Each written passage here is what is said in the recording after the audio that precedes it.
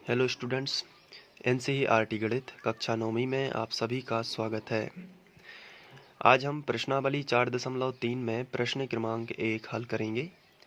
तो आइए सबसे पहले प्रश्न पढ़ लेते हैं।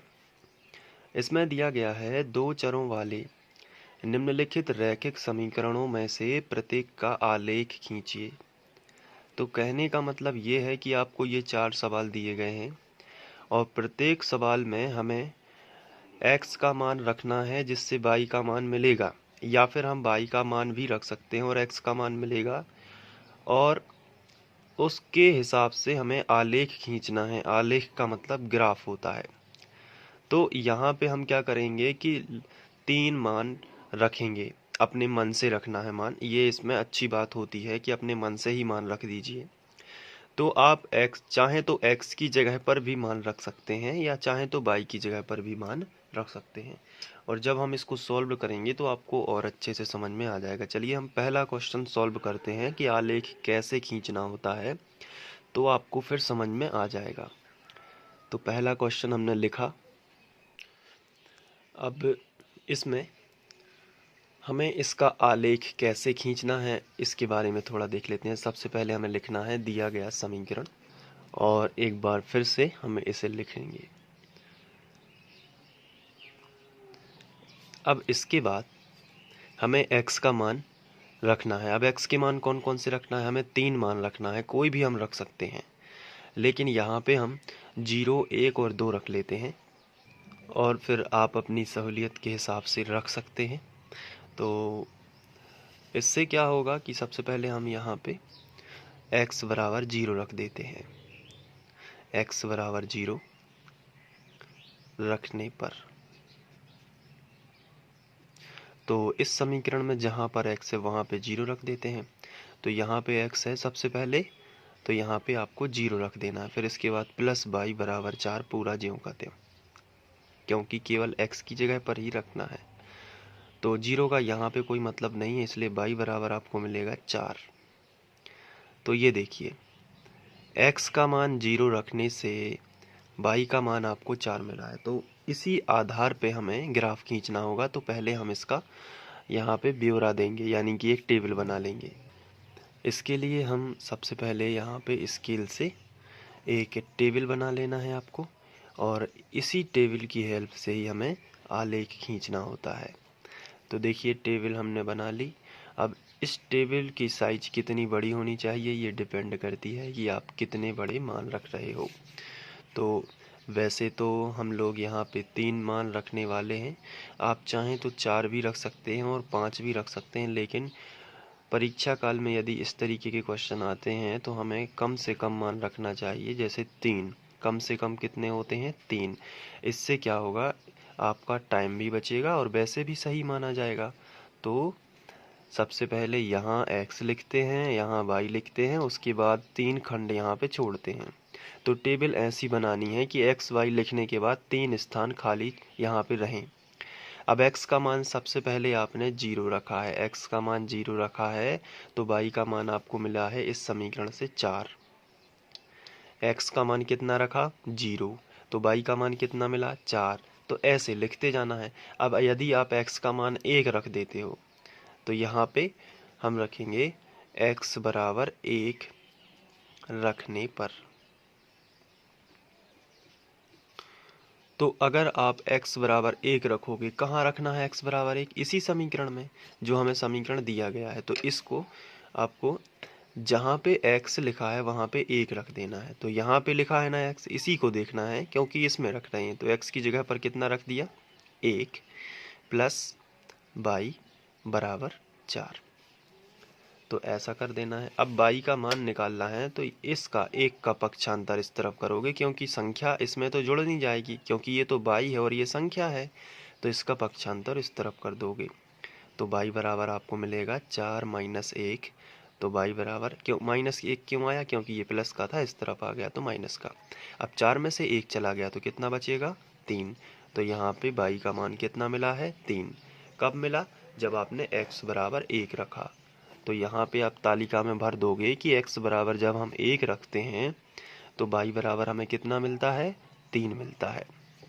अब x बराबर 2 रखने पर। तो यहाँ पे हमने लिखा कि अब x बराबर 2 रखने पर, तो हमने इस तरीके से लिख दिया x बराबर 2 रखने पर। और x बराबर 2 हमें समीकरण किस में रखना है, इस वाले समीकरण में। तो x की जगह पर केवल 2 रख देना है, बाकी प्लस y बराबर 4 कर देना है। तो सुविधा के लिए हमने यहाँ पे समीकरण लिख लिया है। अब x की जगह पर केवल 2 रखना है और फिर क्या करेंगे, प्लस लगाएंगे। उसके बाद क्या करेंगे, y लिखेंगे, उसके बाद 4। अब ये जो 2 है इसका पक्षांतर इस तरफ करेंगे, क्योंकि संख्या कभी भी इस चर वाले पद में नहीं जुड़ेगी। तो y बराबर कितना आएगा, 4। ये प्लस 2 इस तरफ आएगा तो माइनस का 2 हो जाएगा। तो y बराबर कितना मिलेगा, y बराबर 4 में से 2 चले जाएंगे तो आपको 2 मिल जाएगा। तो एक मान ये आ गया। तो अब हम टेबल में इसको भर देते हैं कि x बराबर 2 रखने पर y बराबर भी 2 मिलता है। तो चलिए भर देते हैं यहाँ पे कि x बराबर 2 रखा तो y बराबर भी कितना मिला, 2 मिला। अब हमें इसका आलेख खींचना है। तो यहाँ तक तो हम लोग वैसे भी जानते थे कि कैसे करना है, लेकिन अब इस टेबल की सहायता से आलेख कैसे खींचना होता है, आइए उसको देख लेते हैं। तो आलेख खींचने के लिए आपको ग्राफ काफ़ी दी जाएगी एग्ज़ाम में, यदि नहीं दी जाती है तो आप आलेख कैसे खींचते हैं उसके बारे में थोड़ा समझ लेंगे। तो सबसे पहले तो आप यहाँ पे लिखोगे आलेख खींचने पर। अब आलेख का मतलब होता है ग्राफ। तो ग्राफ कैसे खींचा जाता है, इसके लिए आपको एक्स अक्ष और वाई अक्ष खींचनी होती है। तो इस तरीके से आपने स्केल रखा और ये एक अक्ष खींच दी।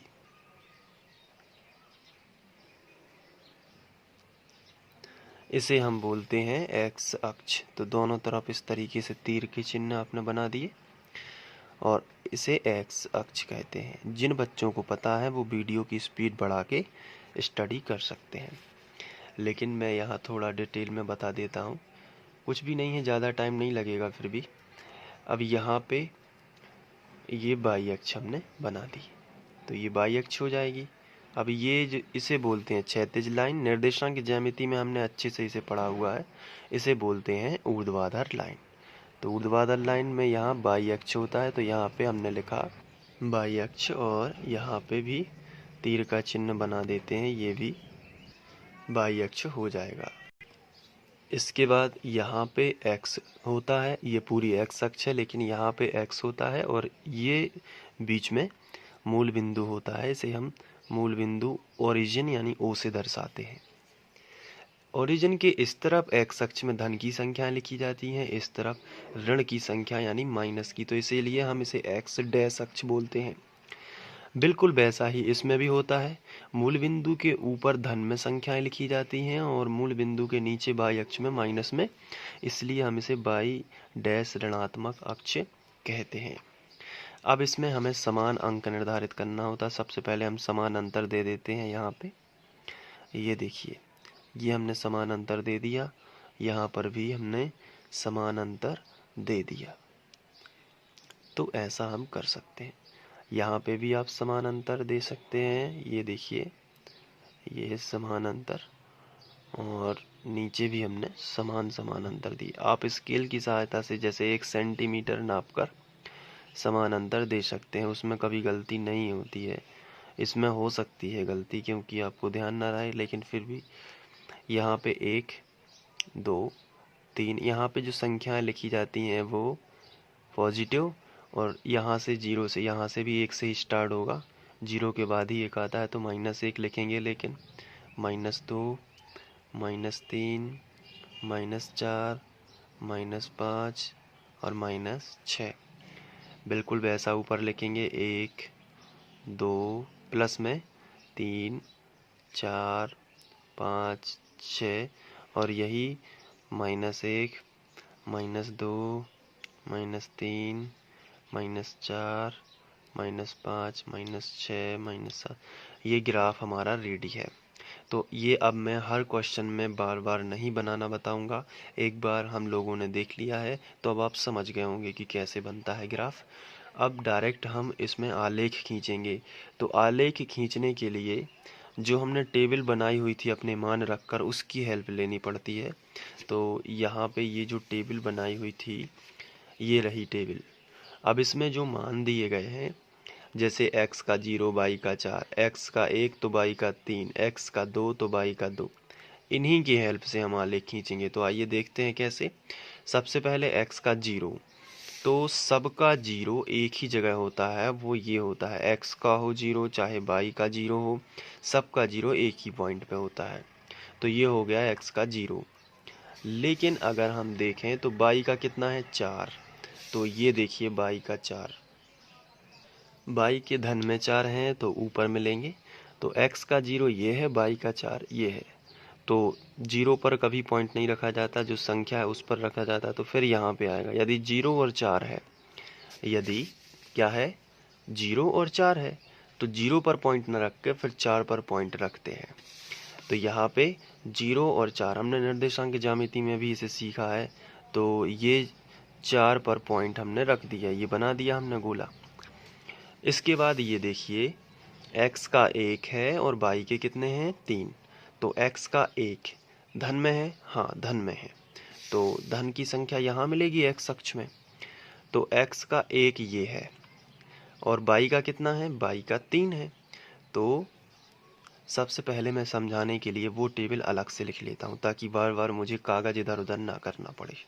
तो यहाँ पे हमने इसे ले लिया।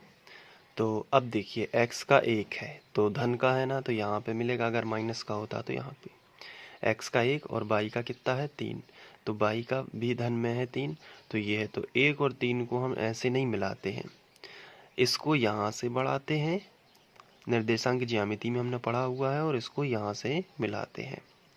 तो स्केल रख के मिलाना जिससे आपका एकदम सही आए।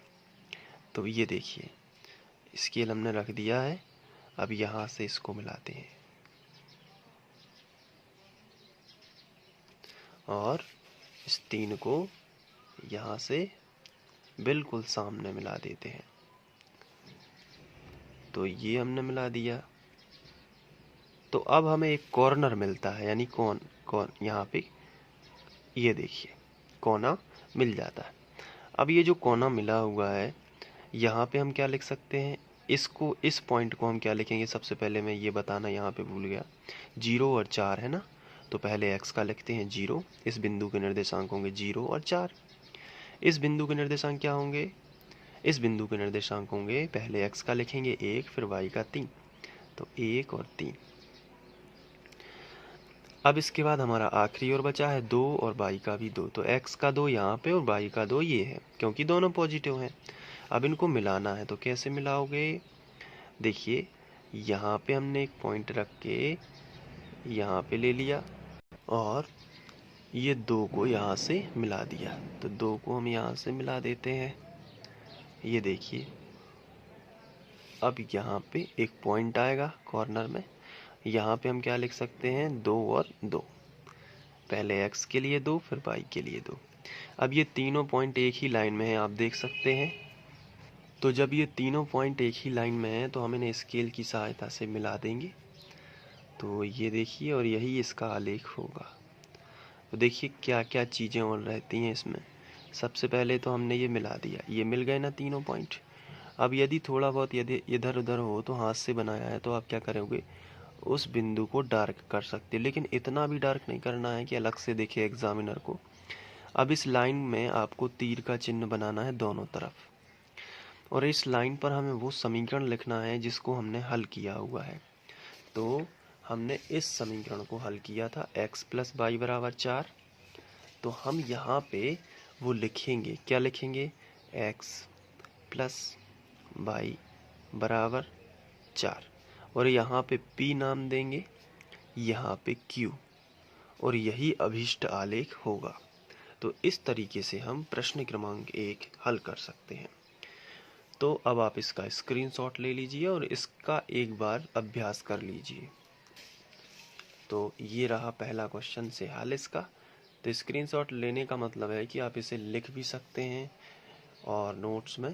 तो इससे क्या होगा कि आप जब रिवीजन करोगे तो आपको बहुत फ़ायदा होगा कि कैसे ये सवाल हमने किया था।